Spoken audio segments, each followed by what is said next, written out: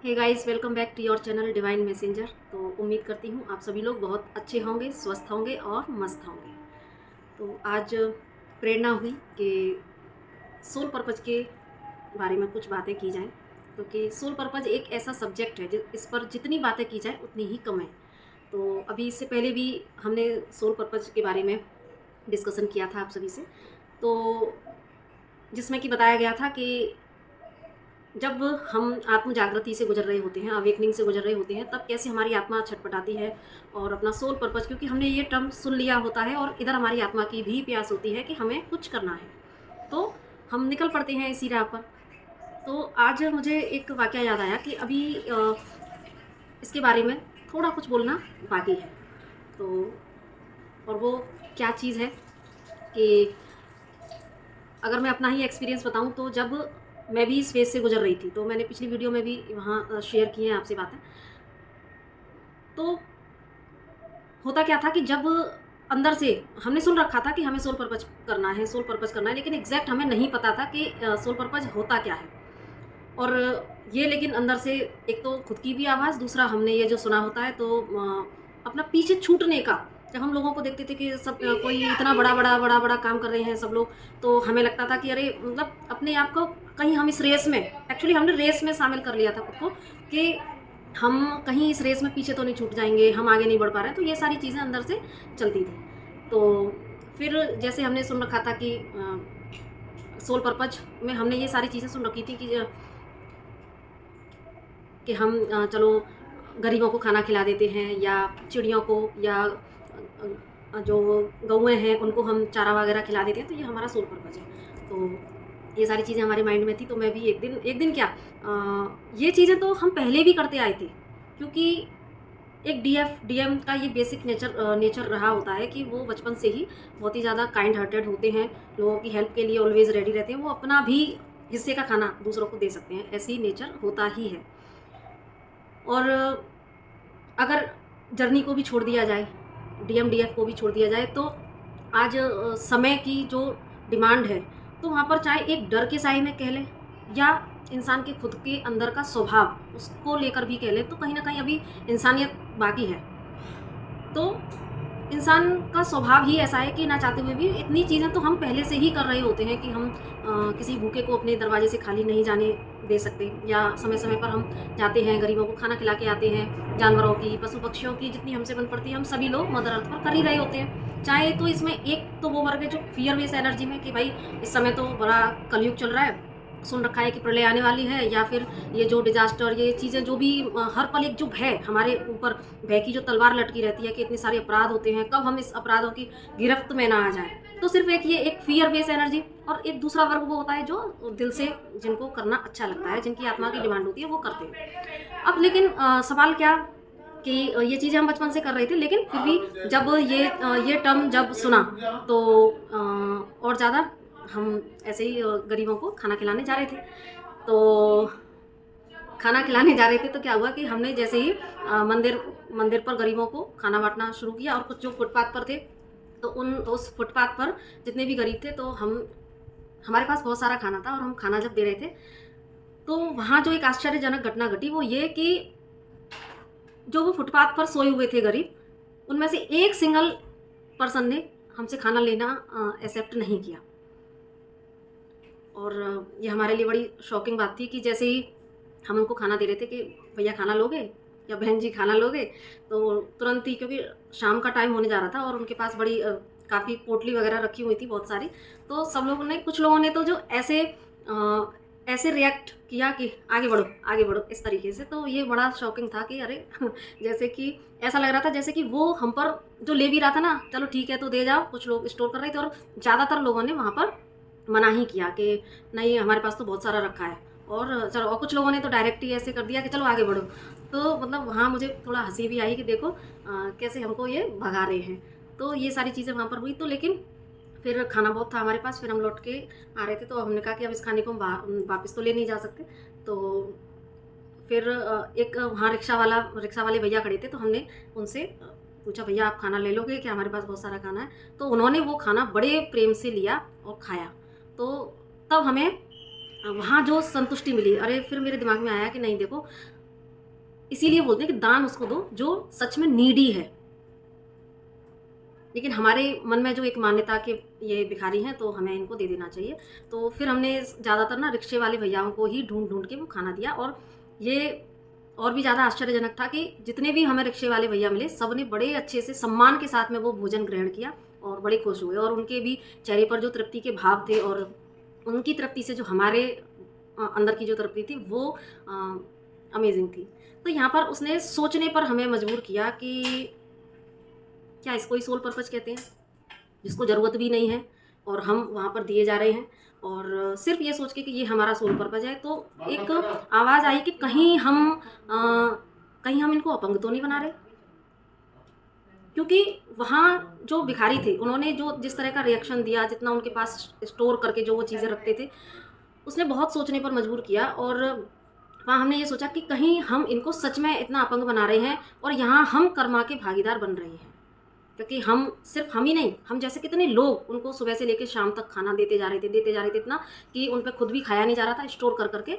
और वो पर्टिकुलर वो प्लेसेस हैं, बने हुए हैं यहाँ पर, और वहाँ पर ऑलवेज़ वो मिलते हैं भिखारी, और मंदिरों में भी मिलते हैं। तो लेकिन उनको ये आदत बन चुकी है कि हमारे पास तो बिना किसी कर्म किए हुए हमको खाना मिल जाएगा। तो एक तरीके से वो अपने कर्म से विलग हो रही हैं, जिसको बोलते हैं ना, कर्महीन हो रहे हैं वो। और सबसे बड़ा जो ये बड़ी दुखद बात है, एक इंसान का बिल्कुल कर्महीन होना, ये सबसे बड़ी बात है। क्योंकि यहाँ पर एक चीज़ सोचने की ये है कि आज वो भिखारी हैं, आज उनकी वो मानसिकता है, और यही पैटर्न वो नेक्स्ट बर्थ में भी रिपीट करेंगे, और यहाँ उनकी आत्मा का भी विकास रुका हुआ है। और क्योंकि उनको सारी चीज़ें बैठे बिठाए मिल रही हैं, और यहाँ हमारे जो इस तरीके के एक्ट हैं वो उनको सोचने पर भी मजबूर नहीं करते, क्योंकि उनकी आत्मा बिल्कुल उनको कैद बिल्कुल बंद पड़ी हुई है, सब कुछ वहीं मिल जाता है, वहीं दिन भर पड़े रहते हैं। और क्योंकि कुछ लोग ऐसे भी हैं जो कोई कंबल दे जाता है सर्दियों में, कोई कंबल दे जाता है, कोई चप्पल दे जाता है, तो उनकी यानी कि वो उनको कर्महीन बनाने में कहीं ना कहीं हम जैसे लोगों का भी हाथ है। भले ही हम इतने सारे गरीबों को खाना ना खिलाएं, लेकिन अगर उनमें से किसी एक गरीब का भी काउंसलिंग करके और उसके लिए हम एक कुछ ऐसी काम कर दे जहाँ उसको उसकी जीविका का साधन मिले उसके अंदर, क्योंकि ऐसे लोगों की मैंने देखा कि आत्मा पर इतनी लेयर चढ़ चुकी होती है कि उनको कोई खास जीने के प्रति भी जिजीविसा नहीं होती है, और कुछ अलग ही तरह के हो जाते हैं, कुछ अपने आप में ही बड़बड़ाते रहते हैं, या कुछ कोई फ़र्क नहीं है जीवन का क्या लक्ष्य है या क्या है, इन सब सारी चीज़ों से बिल्कुल दूर। तो ये सारी चीज़ें अंदर से इसने मुझे बड़ा कचोटा कि ये ऐसी चीज़ें हैं, और कहीं ना कहीं ये नेक्स्ट बर्थ में भी यही पैटर्न रिपीट करेंगे। और कुछ लोग जो वहाँ पर अपने बच्चों को भी सिखा देती हैं महिलाएं कि जाओ भीख मांगो, तो यानी कि अपने बच्चों में वो किस तरह के बीज रोपित कर रही हैं कि आगे उन बच्चों की भी वही मानसिकता, उनकी भी वही कर्मा का पैटर्न रिपीट करेंगे, हर जन्म में मांगना। और तो कितना सारा काम किसी बर्थ में जब उनकी अवेकनिंग ट्रिगर होगी तब कितना सारा काम उनको करना पड़ेगा अपने ऊपर। तो ये सारी चीज़ें वहाँ चल रही थी दिमाग में। तो अब वो लेकिन यही मंथन करते करते धीरे धीरे जर्नी आगे बढ़ती गई, और ये सारे सवाल अंदर आते गए। तो यही सारे सवाल अक्सर उठते रहते हैं कि क्या सिर्फ चिड़ियों को दाना पानी डाल देना, या गौशाला में जाके मैं भी करती हूँ, और जाके चारा खिलाना, या वृद्धाश्रम में जाके बस दान कर देना, या ये सारी चीज़ें कर देना, ये सिर्फ इतना ही क्या हमारा सोल पर्पज़ है? कि आत्मा का पर्पज़ इतना छोटा नहीं हो सकता। ये नेक कर्म है, लेकिन ये सिर्फ हमारी आत्मा का उद्देश्य नहीं है। सोल पर्पज़ का मतलब होता है हमारी आत्मा का उद्देश्य, और वो बहुत बड़ा है, बहुत बड़ा। से यहाँ मेरा ऐसा कहने का मतलब नहीं है कि कुछ इतना बड़ा कि हम फिर अभी इसी ट्रैप में और फंस जाएं कि हमें कुछ बहुत बड़ा करना है, बहुत बड़ा करना है। यहाँ पर कहने का मतलब है जिस काम से आपकी आत्मा संतुष्ट होती है। तो आप देखना, अगर आपकी आत्मा का कोई विशेष उद्देश्य होगा तो आपको इन सारी चीज़ों से भी सेटिस्फेक्शन नहीं मिलेगा, क्योंकि ये एक नेक काम है। ये आपके सोल पर्पज़ तक पहुँचाने की एक सीढ़ी बाई सीढ़ी है, ये लेडर्स हैं जहाँ से आप चढ़ के नेक कर्म करते हुए और एक दिन उस सोल पर्पज़ तक जरूर से पहुँचते हैं। क्योंकि सोल पर्पज़ के नाम पर थोड़े से अभी हम ट्रैप में फंसे हुए हैं अभी, क्योंकि स्पेशली जब हम ये स्पिरिचुअल जर्नी में होते हैं या ट्विन फ्लेम जर्नी में होते हैं, तो वहाँ पर छोटी से छोटी चीज़ हम कई बार सिर्फ सोल पर्पज़ के नाम पर सामने वाले व्यक्ति को भी अपने ऊपर डिपेंडेंट भी बना देते हैं। और यहाँ पर हम कई बार हमें पता नहीं लगता कि हम सोल पर्पज़ के नाम पर भी कितने कर्मा क्रिएट कर रहे होते हैं, और सामने वाले व्यक्ति को भी कर्मा क्रिएट करने पर मजबूर कर रहे होते हैं। कई बार हम सिर्फ सोल पर्पज़ के नाम पर बहुत ओवर गिविंग कर देना, ओवर गिविंग की एनर्जी में, और ये सोचना कि अरे हर हर समय बस नहीं, कोई भी आ गया बस हमें तो हर हाल में उसकी हेल्प करनी ही है, चाहे आपकी उस व्यक्ति से एनर्जी ड्रेन हो रही है, जहाँ आपको बाउंड्री सेट करनी है फिर भी हम बाउंड्री सेट नहीं कर पाते, और वहाँ सिर्फ सोल पर्पज़ के नाम पर नहीं, और किसी एक ही व्यक्ति में अपनी सारी ऊर्जा को हम लगा देते हैं। कई बार ये मिस्टेक्स भी हमसे हो रही होती हैं, और उस समय हमारा एक माइंड ट्रैप और होता है कि जो भी व्यक्ति ट्विन फ्लेम जर्नी में है या जो भी व्यक्ति स्पिरिचुअल जर्नी में है, तो ये सभी हमारे सोल सिस्टर्स हैं, सोल ब्रदर्स हैं, हमारी ही फैमिली है।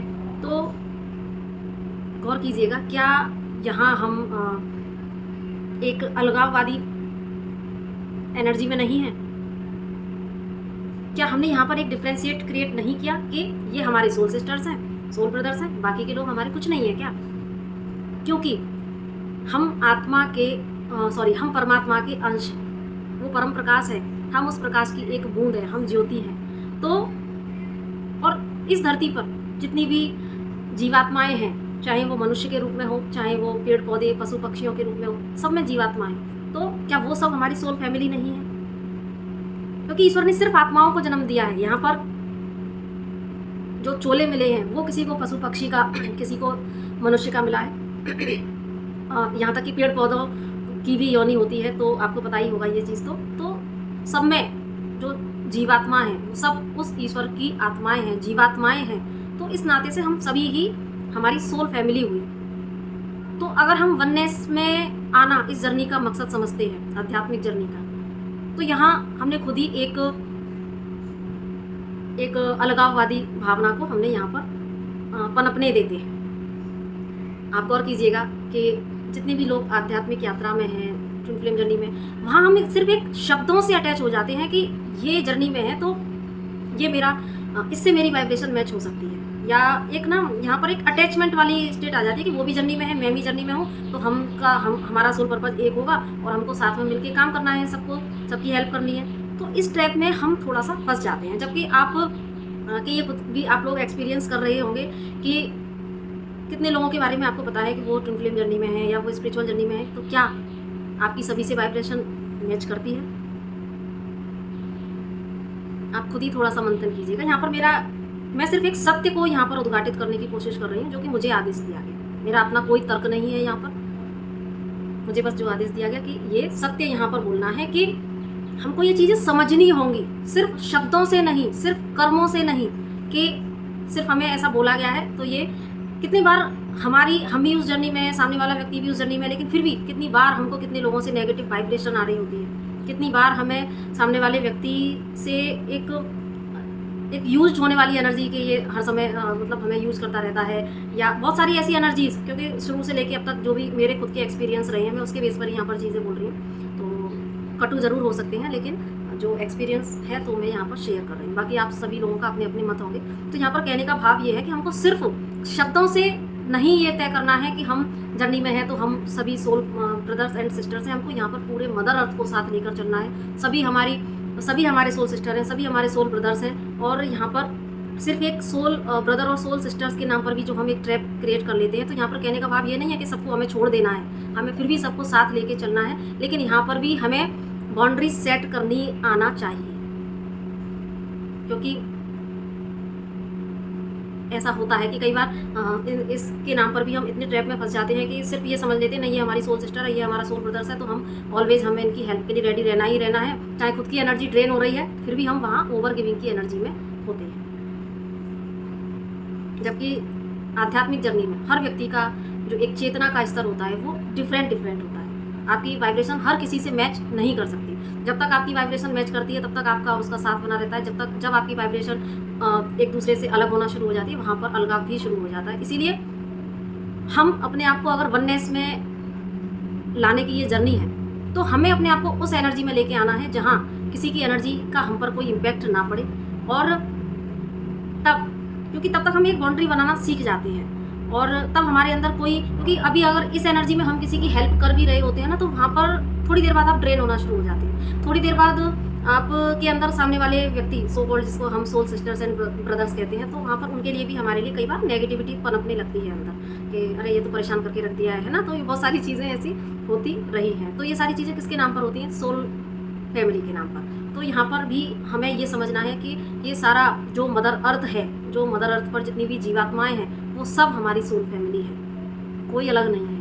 तो यहाँ पर हम सिर्फ इस ट्रैप में ना फंसें कि हम जर्नी में हैं तो ही ये हमारी सोल सिस्टर्स और ब्रदर्स हैं, या वहाँ पर अगर हमारी और इस नाते हमारी एनर्जी अगर ड्रेन हो रही है, फिर भी हम उनकी हेल्प करते जाएं। तो एक वीडियो मुझसे डिवाइन ने बनवाई है, हेल्प कब और कितनी, तो ये भी थोड़ा सा अगर आप चाहें तो देख सकते हैं। तो सोल पर्पज एक बहुत ही बड़ा सब्जेक्ट है, इसको बहुत ही ज़्यादा गहराई से समझने की हमको ज़रूरत है, क्योंकि ये सारे तो नेक काम हैं। और सिर्फ ये सोचना कि हम तो जर्नी में हैं तो बस हमारे पास जो भी आ जाए हमें हर किसी की मदद करनी ही करनी, ऐसा नहीं होता। यहाँ पर हमें बहुत ही ज़्यादा सावधानी से अपने सोल पर्पज पर आगे बढ़ने की ज़रूरत होती है, क्योंकि हमें ये भी देखना होता है कहीं ऐसा ना हो कि हर समय अवेलेबल रहने पर कहीं आप सामने वाले व्यक्ति को अपने ऊपर को डिपेंड तो नहीं बना रहे। सोल पर्पज के लिए मुझे एक शिक्षक का उदाहरण सबसे ज़्यादा अच्छा लगता है कि एक शिक्षक कैसा होता है जो अपने जैसे तमाम व्यक्तित्व का निर्माण कर देता है। वो कभी ये नहीं सोचता कि मैं इनको को डिपेंड बना लूँ, मैं ऐसा कर दूँ कि नहीं ये सारी चीज़ें तुम सिर्फ मुझसे ही सीखोगे और मेरे पास ही आओगे, मेरे पास ही सीखोगे, और मैं तुम्हें हर चीज़ का रास्ता मैं ही बताता जाऊँगा और तुम बस करते जाना। ऐसा कभी नहीं करता। वो उनका इस तरीके से निर्माण करता है कि आगे चल के वही उसी शिक्षक से पढ़े हुए जो बच्चे होते हैं, इतनी बड़ी बड़ी पोस्ट पर भी होते हैं, हाँ कुछ फेल भी होते हैं, लेकिन एक शिक्षक का जो प्रयास होता है वो अपने ही जैसे चरित्र का निर्माण वो करना चाहता है। एक शिक्षक, एक गुरु हमेशा यही चाहता है कि मैं अपने जैसे व्यक्तित्व, अपने जैसे चरित्र में इतने सारे निर्माण कर दूं जिससे कि इस समाज में परिवर्तन आ सके। और जब वो अपने बच्चों को, अपने विद्यार्थियों को जब बहुत अपने से भी ऊंचा भी देख लेता है ना, अपने से भी ऊंचा जब देख लेता है तो उसको बहुत ज़्यादा गर्व और बहुत ही ज़्यादा एक संतुष्टि का भाव उसके अंदर उत्पन्न होता है। ये होता है सोल पर्पज। तो यहाँ मैं शिक्षक का ये नहीं कह रही कि वो उनका सोल पर्पज होगा। सोल पर्पज कुछ भी हो सकता है, एक टीचर का भी कोई दूसरा सोल पर्पज हो सकता है, तो वो एक अलग मुद्दा है। लेकिन यहाँ एक शिक्षक का उदाहरण मुझे इसलिए अच्छा लगा क्योंकि शिक्षक एक ऐसी एनर्जी में होता है कि वो अपने जैसे चरित्रों का निर्माण कर देता है। वो किसी को अपने ऊपर को डिपेंड नहीं बनाता, और किसी एक ही विद्यार्थी के लिए वो नहीं होता, वो सबके लिए होता है, सबके लिए अपने आप को ओपन कर देता है और सबसे बराबर वो प्रेम करता है। वो किसी भी एक व्यक्ति को ऐसा नहीं बनाता कि तू सिर्फ मेरे ऊपर ही डिपेंड रहे और आगे तू अपना यात्रा तय ना कर सके। गुरु शिष्य परंपरा भी जो रही है, तो कई बार गुरु इतना कठोर हो जाते हैं सिर्फ अपने शिष्य को उसके चरित्र का निर्माण करने के लिए। तो यहाँ पर जो प्रेरणा मुझे मिली ये बताने की, तो इसका सिंपल सा एक यही सार है, कह सकते हैं कि ये जो हम चीज़ें कर रहे होते हैं, हमारे अंदर जो एक भावना होती है कि हम लोगों की हेल्प करें और अपनी ये अच्छे नेक काम करें, क्योंकि ये जो हम नेक काम करते हैं जिनके बारे में अभी हमने चर्चा की, ये नेक काम है और इनसे हमारी मदर अर्थ की वाइब्रेशन बढ़ती है। तो ये हमको डेफिनेटली करने ही चाहिए, लेकिन हमें उस जगह पर भी अपनी आत्मा को जागृत करके रखना चाहिए कि कहीं अगर कितनी बार ऐसे केसेस होते हैं कि जहाँ पर कुछ लोग दुर्घटनाग्रस्त पड़े हुए रहते हैं रोड पर, या कोई जानवर पड़ा हुआ है, मूक जानवर, जहाँ पर कि उसको हेल्प की ज़रूरत है, लेकिन कितने लोग हैं जो उनकी हेल्प करने के लिए आगे बढ़ते हैं। लोग देखकर आगे बढ़ जाते हैं।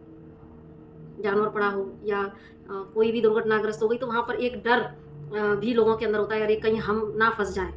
वहाँ आत्मा बोलती है कि तू इसकी मदद कर, लेकिन कहीं जो हमारा लॉजिक माइंड कई बार हमको उसको मदद करने से रोक देता है।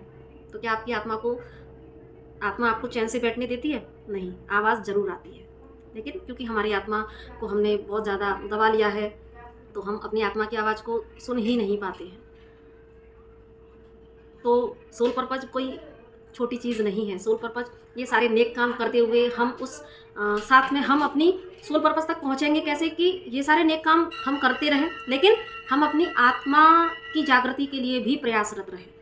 जब हमारी आत्मा जागृति की दिशा में आगे बढ़ती है, जब उसका हमारी चेतना का विस्तार होता है, तब हम धीरे धीरे इन सारे नेक कर्मों को करते हुए और अपने उस एक्चुअल सोल पर्पस तक पहुंच ही जाते हैं। फिर आपके द्वारा लोगों का निर्माण होने लगता है और सही मायने में उस दिन आप के अंदर एक जो संतुष्टि का भाव होता है, आपके अंदर से आवाज़ आने लगती है कि हाँ, ये ही हमारा सोल पर्पस है। फिर वो चाहे कोई भी हो, यहाँ सोल पर्पज़ बड़ा या छोटा नहीं होता। यहाँ पर सोल पर्पज़ से जो आपकी आत्मा को संतुष्टि दे। और यकीन मानना, जब तक आप अपने उस सोल पर्पज़ तक नहीं पहुँचते जिस पर्पज़ को लेके आप आए थे मदर अर्थ पर, तब तक आपकी आत्मा आपको चैन से बैठने भी नहीं देगी। वो ज़रूर से आपको आवाज़ लगाएगी कि कहीं कुछ अभी बाकी है, कहीं कुछ अभी बाकी है। लेकिन बस ईश्वर से प्रार्थना और समर्पण भाव कि हमें हमारे सोल पर्पज़ तक पहुँचाओ, मेरे से जो बन पड़ रहा है मैं वो कर रहा हूँ। तो बस इस तरह की प्रार्थना। और हाँ, प्रार्थना के नाम पर हमें याद आया कि हम अक्सर हम प्रार्थना करते हैं तो अक्सर हमारी प्रार्थनाओं में सिर्फ हम ही होते हैं कि हमारा ये काम हो जाए, हमारी ये सारी चीज़ें हो जाए, हमारी इच्छाएं पूरी हो जाए, हमारे परिवार को खुश रखना, भगवान हमें खुश रखना। लेकिन हम कितना प्रार्थना अपनी मदर अर्थ के लिए कर पाते हैं? कितना प्रार्थना कितना हमारा ध्यान होता है कि कितने लोगों का दिन में न जाने कितने लोग दुर्घटनाग्रस्त होते हैं, कितने लोगों के साथ कितने कितने अपराध हो जाते हैं। तो एक प्रार्थना हम सभी ज़रूर से अपनी मदर अर्थ के लिए, उन सभी जिनको हम ना जानते भी नहीं हैं, हम सबके लिए प्रार्थना करें तो भी हमारी आत्मा धीरे धीरे से एक विस्तार को पकड़ेगी, वो शुद्ध और पवित्र स्वरूप में आना शुरू कर देगी। इसीलिए हमारा पहला प्रयास अपने आत्म जागृति पर, अपनी चेतना के विस्तार पर भी हो, और साथ में हम ये सारे नेक कर्म करते जाएं। और एक लॉजिक अगर हम लगाएं तो वहाँ लॉजिक लगाएं, जैसे कि अभी मैंने बताया कि आत्मा ने वहाँ झंझोड़ा, मस्तिष्क ने भी वहाँ पर क्या लगाया कि क्या इनको खाना देने से क्या हमारा सोल पर्पज़ हो जाता है? कहीं हम इनको अपंग तो नहीं बना रहे? अच्छा होता कि मैं इन 10 भिखारियों को खाना ना देकर किसी एक व्यक्ति को इस लायक बना देती कि जो कि अपना खुद का कारोबार कर सकता था।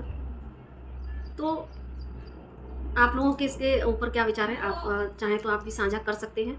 और यहाँ मेरा जो मकसद है वो किसी की भावनाओं को ठेस पहुँचाने का बिल्कुल भी नहीं है। बस जो मुझे आदेश दिया गया, जो गाइडेंस आई, तो बस एज़ इट यहाँ कन्वे कर दिया है। तो उम्मीद है कि आप सभी लोग इस बात को समझेंगे, और नहीं समझेंगे तो कोई बात नहीं, ईश्वर जब डिवाइन टाइम आएगा तब समझ जाएंगे। तो इसी के साथ नमस्ते, और खूब सारे नेक काम करते रहें, अपनी आत्मा की आवाज़ को सुनते रहें, सबके लिए प्रार्थना करते रहें, और एक ना एक दिन आपको आपका वास्तविक सोल पर्पज़ ज़रूर से मिलेगा। तो इसी उम्मीद के साथ नमस्ते, राधे राधे।